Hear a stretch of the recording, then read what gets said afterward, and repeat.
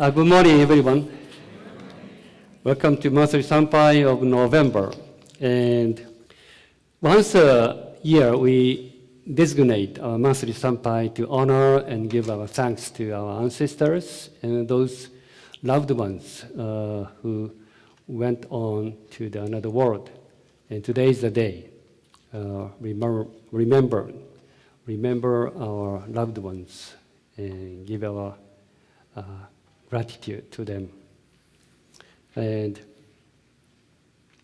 But first, I'd like to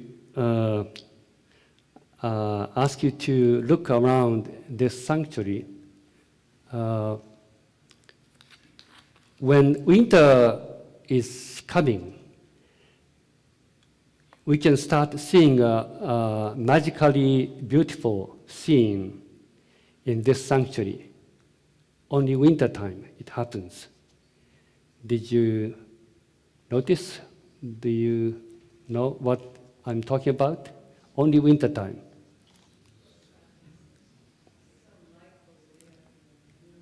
Right. This one? And also it is a movement of the shadows from the wooden tables and flower bars on the white and wooden walls near the square of light. Those light and shadow will move as time goes by. Only it happens in winter time because the sun drops lower in the sky, causing the sunlight to shine higher through the skylight above us.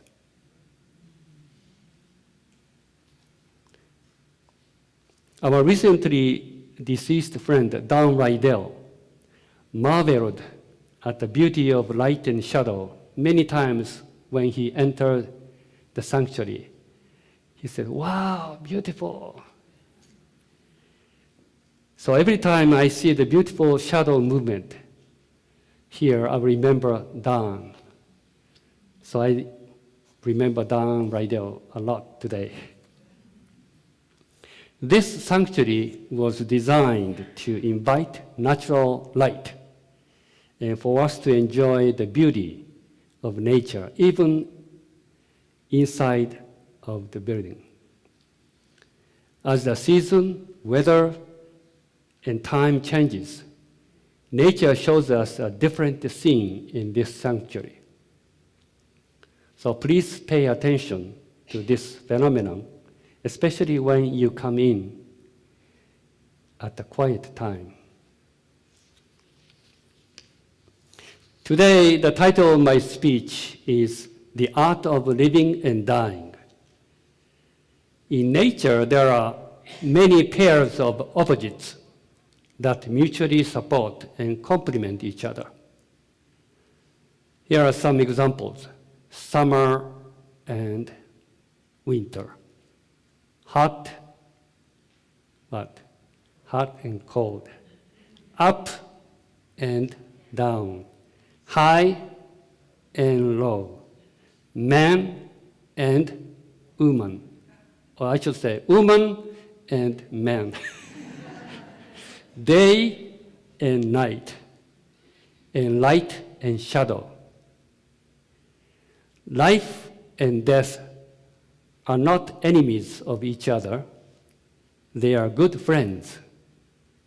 Neither one can exist without the other. They are mutually dependent. But in our modern society, we are conditioned to disguise death as well as sickness. We prefer to pretend that they don't exist. When people become very, very sick, they stay in the hospital and eventually die there. In our modern societies, we don't want to deal with death and dying. Instead, we let the professionals to take care of it. We are afraid of death, so we try to stay away from it. there is no sign of this trend changing anytime soon in the developed countries. But even under these conditions, we can enlighten ourselves about the art of living and dying.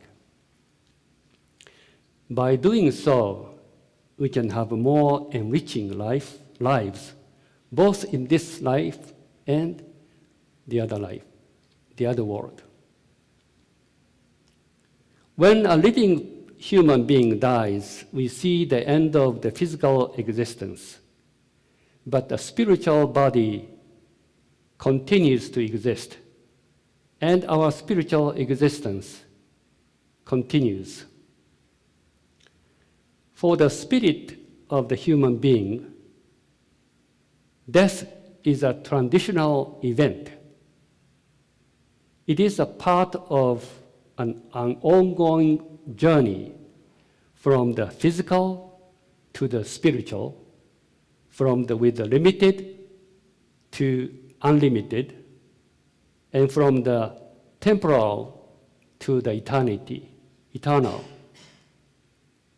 When we focus on the spiritual aspect of our existence, death can be a great opportunity for us to see something which we didn't notice before death.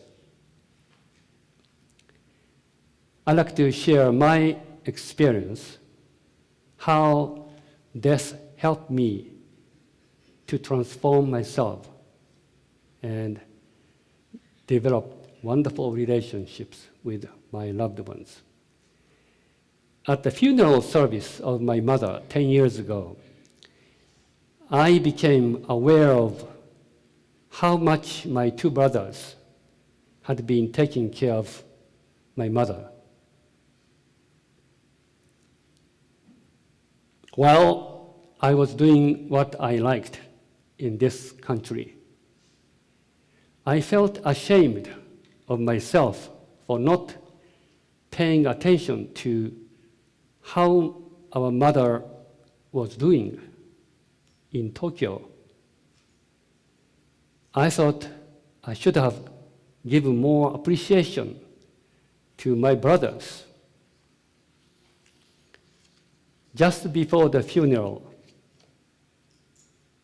I asked them to go to cafeteria, and I sincerely apologized to my brothers for my shortcomings and thanked them profusely. Ever since, I have been trying to make it up to my brothers for my past negligence.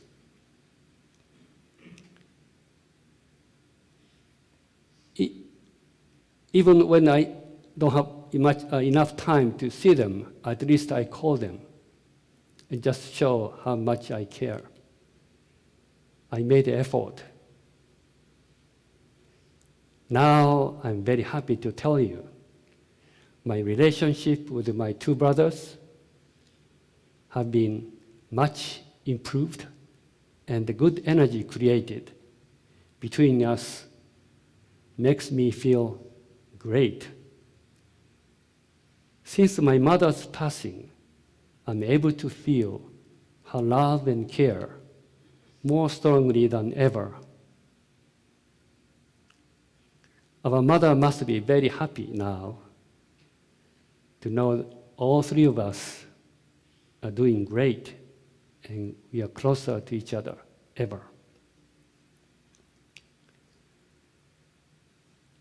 Some relationships are difficult to fix because of our ego or other limitations. When someone's death enters your lives, it can be a chance for you to think deeply about your relationships with others and to consider how you can improve your relationships. This also gives us the opportunity to ponder the higher purpose of our lives. When I officiate a memorial service for our members and friends, I always try to include a message about looking at our lives and contemplating the purpose of life. When we feel closer to death, we begin to realize the only thing we can take into the spiritual world is our character. It becomes obvious that we cannot take any materials or fame or status, nothing. What matters beyond the death are spiritual qualities we have developed, cultivated in this life. When someone is dying, it is always a challenge for us to figure out how to deal with it. Your family or friends, and you visit their hospitals, and you don't know how to say it properly. He'll be okay, or he's going to go anyway, or you don't know what to say, and what to bring. But how wonderful to do Jorei in such a difficult time. Recently, our dear friend Yoko Wakabayashi in Seattle lost her husband, Tom.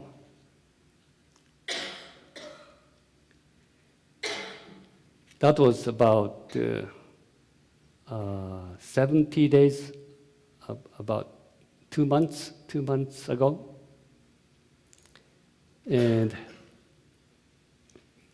she came to this last anniversary and talked to me personally to express her deep gratitude.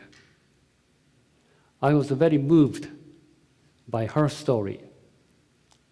She said she was very, very grateful for being a member of the Shumei spiritual community and for being able to do Jorei to her husband, Tom. So I was receiving the reports and talking to some people who supported Yoko and her husband. It was a wonderful community support Yoko and Tom received.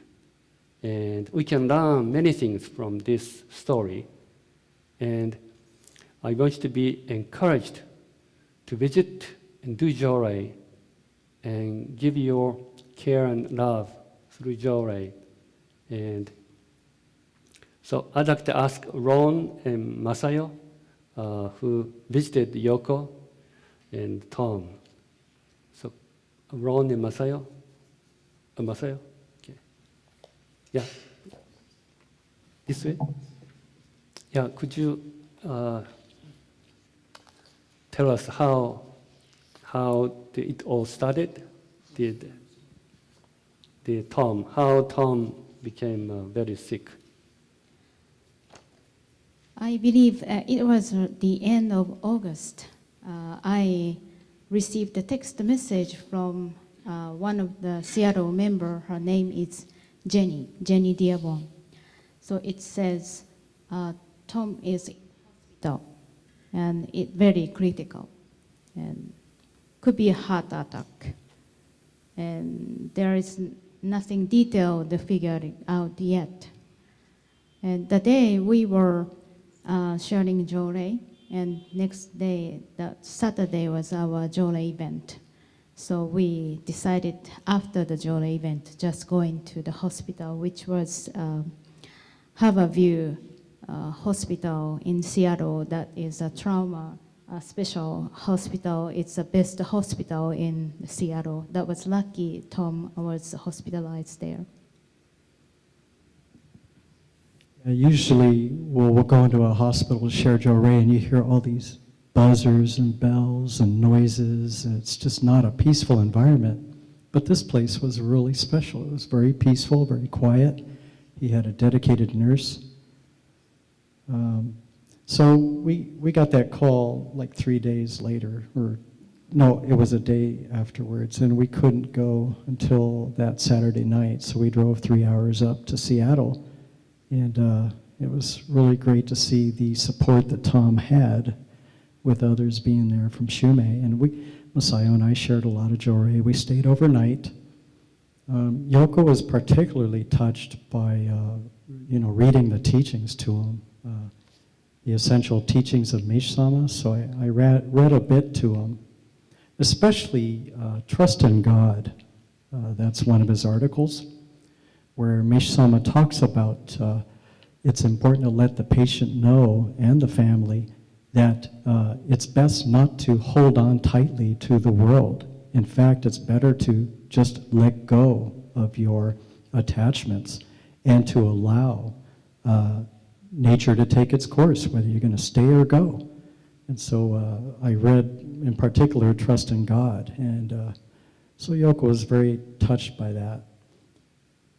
Tom had a knee surgery, and usually on a knee surgery, there will be some blood clotting, and so all these patients get blood thinners to prevent that from happening.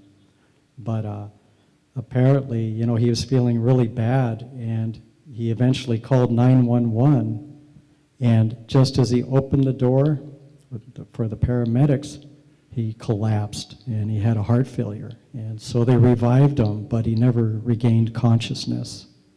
And so at the hospital, we're sharing Jorei for him, and it's strange. Jorei, when you're sharing for a person at a hospital who really needs it, it's so strong. I normally don't feel that energy, but when I'm sharing for those, people struggling, it's so strong. And it's not only benefiting the patient, but because of our spiritual cords with our loved ones, especially husband and wife, it's really benefiting the family too when you share Jorei for somebody in a hospital. So they really appreciate it. Okay, good. So we took turn, maybe 1 hour or 2 hours each, and there is a room we can rest, and we kept sharing Jorei. So I felt Tom's soul maybe already left the body and maybe surrounded. And but the Jorei healing energy was really beneficial. I felt peace in the hospital at midnight. I wasn't scared. And so just to be in peace and love and be connected with the Tom. And this is a light from Meishu-sama. And this light will help Tom to wherever and whatever happens. And the night was a very special experience for both of us. And next day was Sunday. Most of the Seattle members showed up one after another to the hospital and shared Jorei. And that was a beautiful community. And he eventually decided to physically going to the spiritual world. But every day somebody showed up and shared Jorei. That was a great help to Yoko, feeling in part of community. And Yumi helped a lot for supporting her after his passing. So she has been very dedicated member. There is no center, no staff in Seattle. She introduced one by one and visiting people to share Jorei. It's been more than 20 years. And that brings people together. And so whatever happened for Yoko, everybody is ready to support her. And one lady, one member told me, "Don't worry, Masayo. We won't let Yoko alone. We will take care of her." And that was beautiful community, and I really, really touched by it. Okay. Yeah. Yeah. Just stay with me. If I may need you. Okay. So Yoko sent me this memoir. She wanted to write down, and I'd like to read some of her writings. "I shared Jorei for hours and hours, day and night, sometimes with tears, and hoped that he could become conscious. I felt that giving him Jorei was tremendously healing for me. I'm glad that I could do something special for Tom. Jorei is a special gift."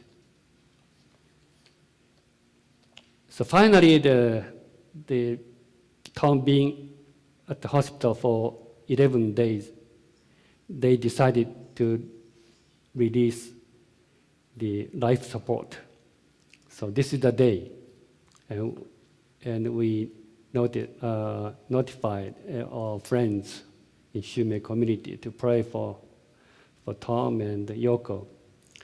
On the 11th day, September 9th, the day for releasing his life support, 17 friends came to surround him.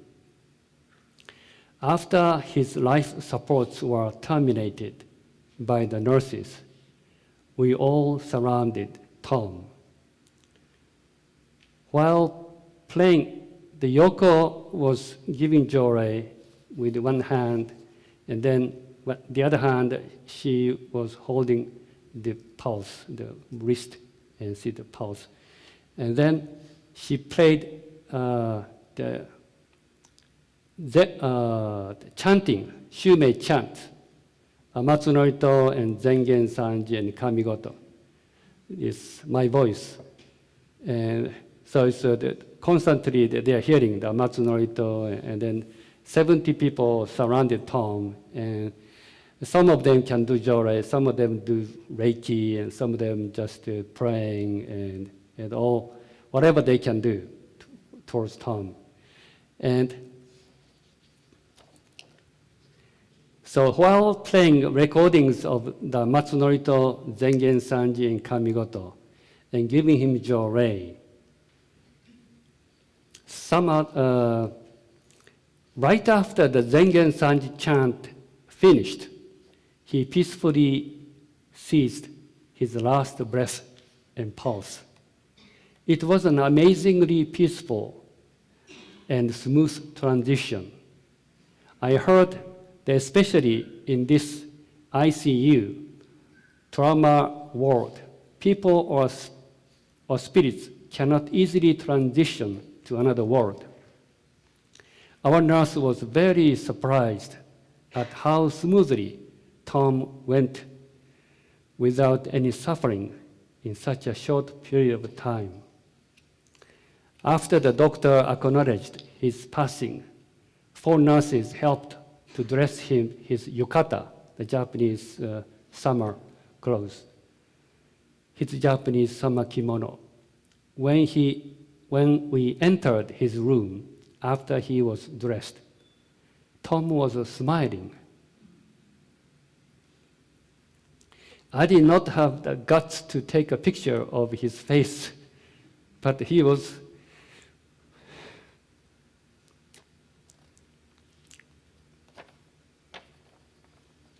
really smiling.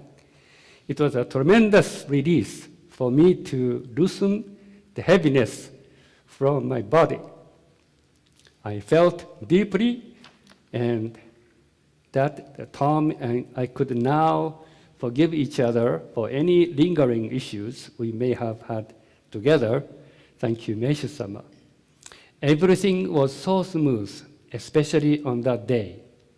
My friend Josh, who works for funeral homes, arranged everything for Tom, and he took care of Tom's body. When we went outside from the hospital after seeing Tom off, there was a beautiful rainbow in the sky. My friend said that it was Tom. This made me smile, and I felt gratitude and appreciation for Meishu-sama, God, and all the friends who supported us. So this is one of the most beautiful stories, how we can support each other. And so please be encouraged to share joy, whoever. And when you visit your friends or families in the hospital, please make sure that you give joy to other people, especially the close families. Sometimes they are the ones who had a strong attachment. And the patient was ready to go, but the family is holding. And it's joy. You don't have to preach on them. Just give joy. The joy can release. When today, to our new members, you received Ohikari.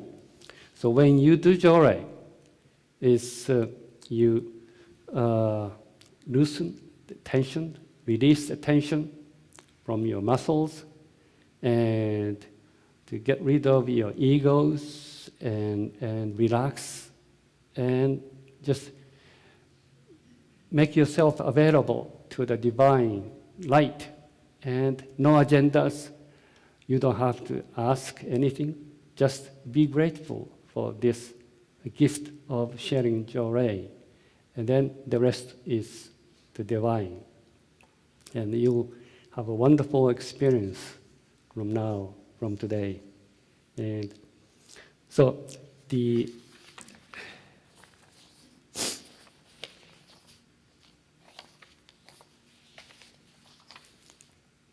when I first started giving joy at college student, I was 20 years old. My dear teacher, Okada sensei, Mieko Okada sensei, said, everyone, one of the most beautiful experiences you can have with the joy is giving joy to a person who is dying. Of course, it's not easy to find somebody who's dying, unless you live in a hospital. But be encouraged to share joy, and you'll have a wonderful experience. There's no need to worry about the result. Joy will do the rest. This is an art of living and dying. So, thank you.